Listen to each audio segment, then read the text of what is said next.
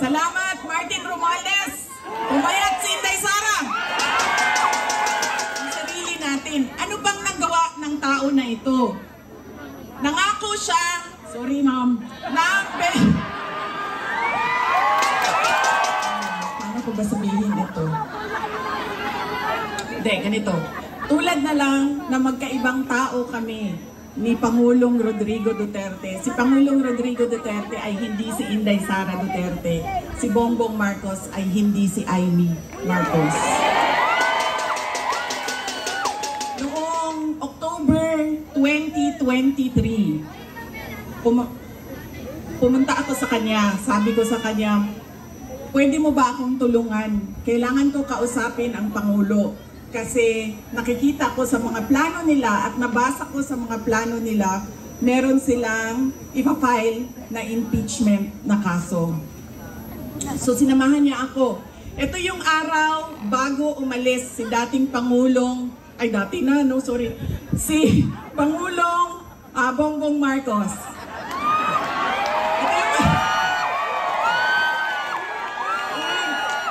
Hindi ko sinadya yun. Sinadya yun, ha? Kailan na, kayo lahat, kailan ng sedition. Kayo dyan, may kaso na kayo bukas. Teka. So, ito yung araw na paalis siya, papuntang Amerika. Pumunta kami, sinamahan ako ni Senator Amy. Siya yung kumuha ng oras ng schedule para makausap ko si BBM. Noong nandun na kami, binanggit ko sa kanya ang impeachment. Pero hindi yung impeachment ang gusto kong marinig ninyo na kwento ngayong gabi na ito. Doon sa pag-uusap naming kaming tatlo lang yun eh, pasensya na silang dalawa. Marites yung nandoon sa harap, nilang dalawa. Nag-uusap kaming tatlo, nabanggit ni BBM ang pag-amenda ng konstitusyon. At sinabi niya na, madami siya sinabi, pero ang gist ng sinabi niya ay, we will just amend. Kasi English man sila pag mag-istorya, no? So ako dito, anak, kuya maning, in English, we will just amend the economic provisions of the Constitution. Nakirinig ko at nakita ko talaga na sumagot si Senator Amy. Sabi niya, that is a dangerous thing. Sabi niya, if you open the Constitution to amendments, you do not just open it to economic provisions. You open it for all amendments of the Constitution. At nagsagutan na silang dalawa sa harap ko dahil sa ating konstitusyon. Kaya yan ang pruweba ko at proof ko sa inyo na magkaiba na tao. Ibang tao si BBM, ibang tao si Amy Marcos. Okay na ma'am, pwede ka na umalis. Wait lang, sandali. Iboto niyo ba si Amy Marcos? Okay na ma'am, pwede ka na lumipat sa QC. Good na dito. Kalimutan ko na yung sasabihin ko ba. Tatlong paalala. Hindi natin tinitingnan kung ano ba yung mga pangako niya noon. Tumakbo siya noon, may pangako siya. Binigay ba niya? Diba? 20 pesos ang kilo ng bigas. Tapos ngayon, okay na daw. After 3 years, 3 taon ng campaign promise o pangako sa eleksyon, ibibigay ngayon.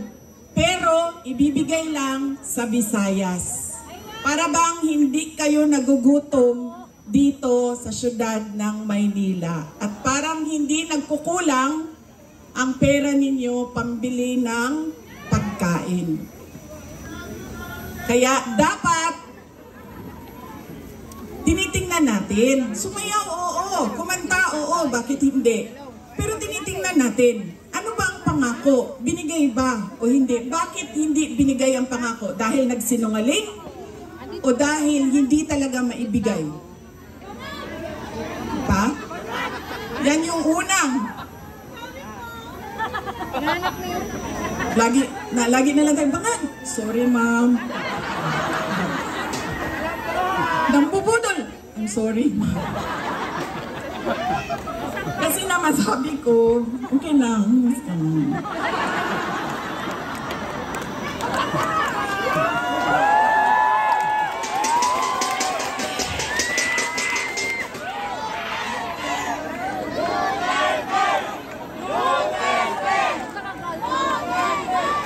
Alam nyo, yung bangag na yan, hindi totoo.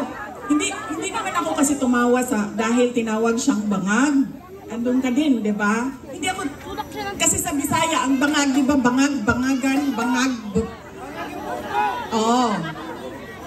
So, pag sinabi mong bangag sa Bisaya, hindi siya adik. Unsa man sa to, akida. Di ba? Oo. So, hindi talaga ako natawanan, tinawag siyang bangag. Kasi sa Bisaya, ang bangag ay butas. Hindi, at saka sa slang, ang bangag is yung private part ng babae. Diba? Bangagan. Ang pinagtawanan ko, dahil ang rally na yon ay kontra sa pag-amyenda ng konstitusyon. Yun yung rally na yon. Tapos nagulat na lang kami na iba na yung napag-usapan doon sa rally. Pero balik tayo sa bangag, ma'am. Alam mo, hindi ito kasali talaga sa speech ko. Sinabi sa akin ng partner ng uncle ko na noong hindi pa siya Pangulo, nung senador pa lang siya, ay bumisita sila sa bahay at inalok talaga sila ng droga. Kung hindi yung wala naman ako sinabi na pangalan. O talaga, alam nyo, may malaki bang kulungan ang Maynila para sa atin lahat? Hindi nila tayo kakayanin ikulong, no? Baka matulad tayo kay President Duterte. Nakulong na. Humindi yung partner noong uncle ko. Kinento nila yan sa akin. Ang buong akala ko naman, kasi matanda na, diba, may edad na, natututo ka na sa kung anong mga mali na ginagawa ng kabataan mo, ay nagbabago yung tao. Hindi ko alam na yun na nga ang nangyari. Kaya balik tayo sa paalala, tingnan nyo muna. Pagkatapos niyang kumanta, tanungin ninyo ang sarili ninyo. Noon, nakinig ako sa'yo. Ano ang pangako mo? Binigay mo ba? Kaya dapat pinag-iisipan natin kung iboboto natin o hindi yung tao.